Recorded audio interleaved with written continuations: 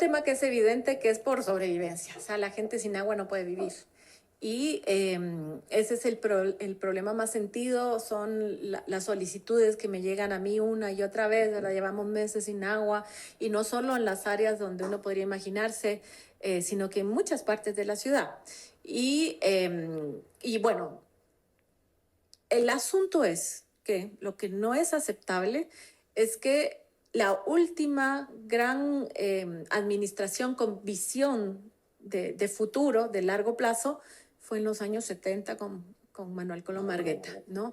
Toda la infraestructura que ves colapsando hoy es la infraestructura que visionariamente hace más de 50 años Manuel Colomargueta planificó para el desarrollo de esta ciudad y que obviamente, como ha crecido, además ha crecido de forma desordenada, sin realmente una planificación sostenible.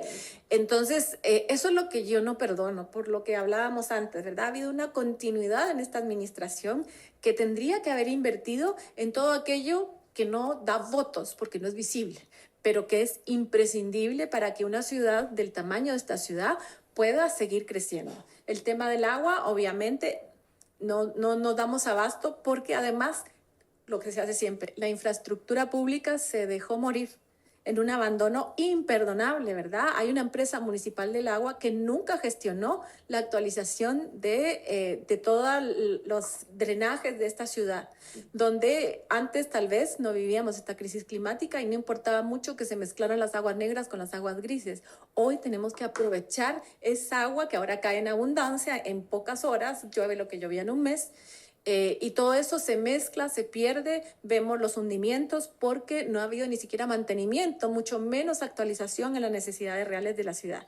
Eso es imperdonable. Entonces, ¿qué ha sucedido? Se abandonó todas las infraestructuras. Hoy esas licitaciones que yo te hablaba de Empagua son para levantar pozos que están infuncionales, asolvados, maquinaria que no funciona, plantas de tratamiento que están funcionando a la mitad de su capacidad porque nunca nadie compró o actualizó los sistemas.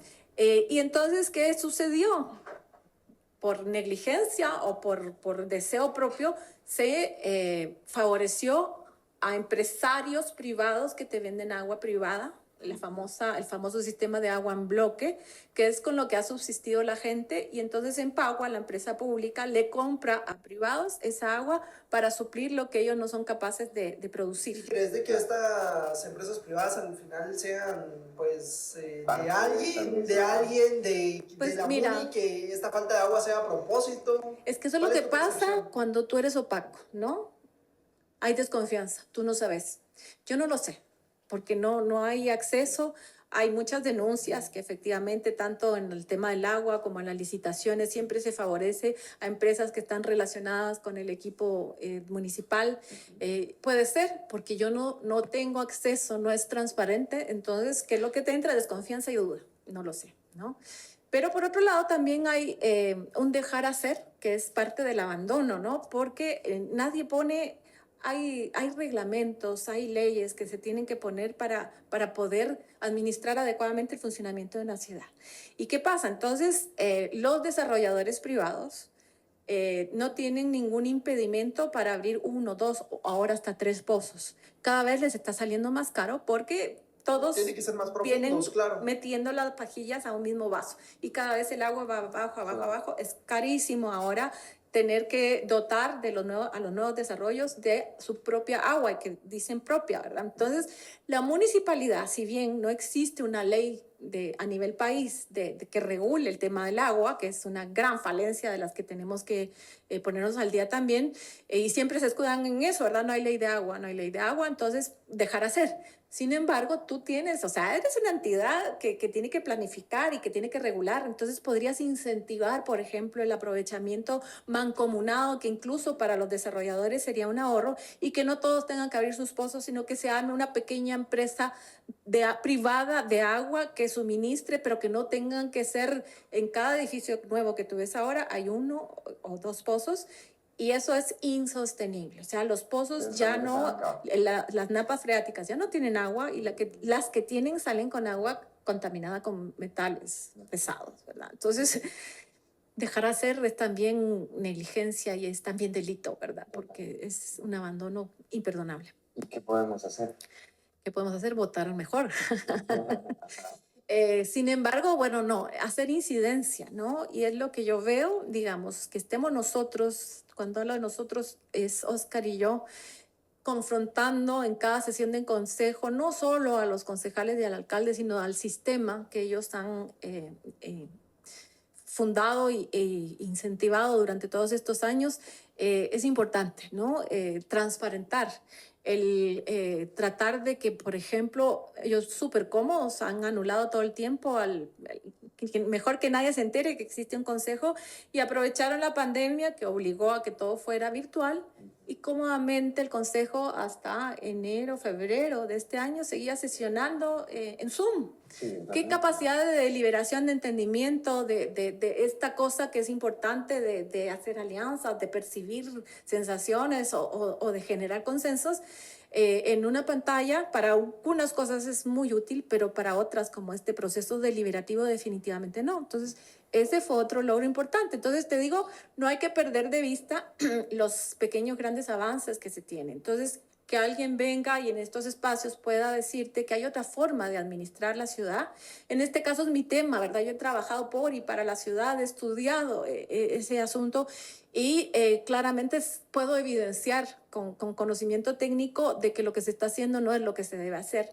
Los retos son enormes, la ciudad ha crecido, no ha habido ordenamiento territorial adecuado y el cambio climático, eso ya te indica que no puedes seguir planificando la ciudad como se hacía en el siglo pasado, ¿no? Entonces, temas como tan sencillos que otras ciudades ya lo han hecho, como empezar a generar estrategias de desarrollo sostenible en el que prohíbes que cualquier pavimentación no sea permeable, ¿verdad? Entonces, efectivamente, la escorrentía que se pierde y que se mezcla vuelve a la tierra. Prohíbes estrictamente que se talen los pocos bosques urbanos que todavía nos alimentan, porque ahí también son los colectores naturales que devuelven el agua a la tierra. Empiezas a construir parques que no solo sean parques, sino que además sean recolectores para tener los tanques en el verano donde hay sequía, ¿verdad? Tenemos que enfrentar el cambio climático en las ciudades de esa forma, ¿verdad? Y no es ciencia y alta tecnología costosísima, simplemente es visión. Correcto. Sin embargo, se dan licencias de construcción en todas partes. Así es. Bueno, hace poco vemos el tema que se volvió controversia del parque de zona 14, si no estoy mal, ¿verdad? El bosque es el límite entre zona 14 y zona 10. El bosque del acueducto, dices tú. Sí. En donde pues hasta salió el señor dueño diciendo que él no lo iba a vender o algo por el estilo, ¿verdad? Sí. Sin embargo, pues hay pues fuertes rumores de que sí quieren hacer una torre de apartamentos, algo por el estilo, ¿verdad? Pero digamos lo vemos... Esto es un hecho, no es un rumor. Ah, ok. ahora te cuento.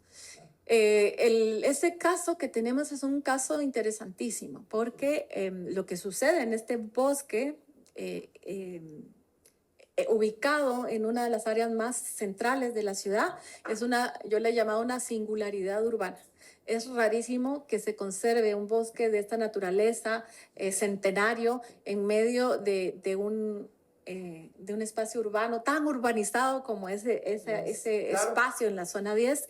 Y eso ya le da un interés especial. Luego, efectivamente, alrededor de este proyecto hay un tema en el que yo no me meto porque no me corresponde, pero en que la voluntad del dueño original, expresada por él y ratificada por la gente, sus amigos que lo conocen, es que su legado de vida, porque él no tiene familia, era legar ese bosque a la ciudad, ¿no? Y de pronto, tal vez ante una necesidad, decide el hermano quitarle el poder al señor, que es un señor mayor, y vende y triangula de una manera bien extraña las ventas. Son como 3 compraventas hasta llegar al propietario actual, que es un desarrollador que efectivamente planea talar todo el bosque, dejar solamente el 10% de los árboles que hay ahí y construir esas torres masivas que vemos por todos lados, donde va a abrir pozos, donde toda la biodiversidad que ese bosque, que esa singularidad alberga, va a desaparecer. Y aunque lo mandaran a reforestar, que es lo que se hace para compensar cuando uno hace una tala en un punto de la ciudad, eso no se recupera más porque es un bosque centenario donde ese ecosistema es irrepetible. Ni siquiera aunque reforestes con las mismas especies y que 30 años más adelante vuelvas a tener ese bosque, ya no vas a tener las Y mismas ese desarrollador especies. ya tiene la licencia aprobada. No tiene la licencia de construcción aprobada, sin embargo, sí tiene un estudio de impacto ambiental, que es lo que le da el aval al INAF, que es el que le da la licencia de tala, y esa licencia la tiene. Y ese estudio de impacto ambiental se aprobó en el Ministerio de Ambiente de la administración pasada. Cuando tú lo revisas, tiene una serie de irregularidades tan evidentes como decirte que la consulta que se tiene que hacer por ley, tienes que hacer una consulta sobre el proyecto a los vecinos que están afectados por el proyecto. Y en el documento que existe aparecen consultas a vecinos de la verbena, de zona 7. O sea, nada que ver. Nada que ver. Y entonces eso que evidenció que lo que hacen o que lo que hacían en el ministerio, en la administración anterior, era un copy-paste. Y no importa la consulta, los vecinos... No es requisito porque igualmente se va a aprobar. Exactamente, hicieron un copy-paste, ni siquiera tuvieron la delicadeza de cambiar las zonas, ¿no? Entonces, ¿qué confianza te va a dar ese ¿Y esta estudio de licencia se impacto puede ambiental? revocar? Pues ¿Qué tal en la eso relación está, ahí? ¿Qué tal y la ese relación ahí con la ministra Patti Orantes? Pues, maravillosa. Lo que pasa es que el reto es enorme, ¿verdad? Porque tú sabes la presión que hay de los desarrolladores que, pues, si vamos a la ley, otra vez, ¿verdad? Es legal, pero no es legítimo. Ellos están cumpliendo y tienen la licencia de tala, pero el estudio de impacto ambiental es doloso. No es técnicamente aceptable. Y entonces es otra singularidad donde tú ves a un grupo de ciudadanos que ha decidido, como muchos de nosotros, involucrarse, alzar la voz y participar, que está defendiendo esa posibilidad maravillosa de tener ese bosque. Imagínate ese bosque como un parque ecológico en el centro urbano de la ciudad, que además tiene el agregado de colindar con el acueducto de la Culebra y el montículo de la Culebra y el acueducto de Pinula, que son dos estructuras que están una sobre la otra, que son un patrimonio arqueológico invaluable y cultural. Entonces tendríamos la posibilidad por fin de tener un museo, eso es lo que yo sueño, ¿verdad? Un parque urbano con este bosque centenario, con toda la biodiversidad de animales y de plantas, y que además te permita entonces tener un museo del acueducto y la historia de esa estructura. Claro. Sería un valor enorme. Por el contrario, pues hay una presión inmobiliaria enorme, ¿verdad? Las desarrolladoras acostumbran y nadie, todo lo dejan hacer, como yo digo, nadie les pone límite y los proyectos se venden aunque no tengan licencia. Y ese es el caso de Irantu, este proyecto donde son 2 torres de 20 y tantos pisos, ya está vendida la primera y Sí, no pues. tiene licencia de construcción. Entonces, también uno como cliente, ¿verdad? Como comprador, te ves afectado porque eso no debiera suceder. O sea, nadie debería poder vender si no tiene todos los permisos autorizados. Entonces, es un caso interesante.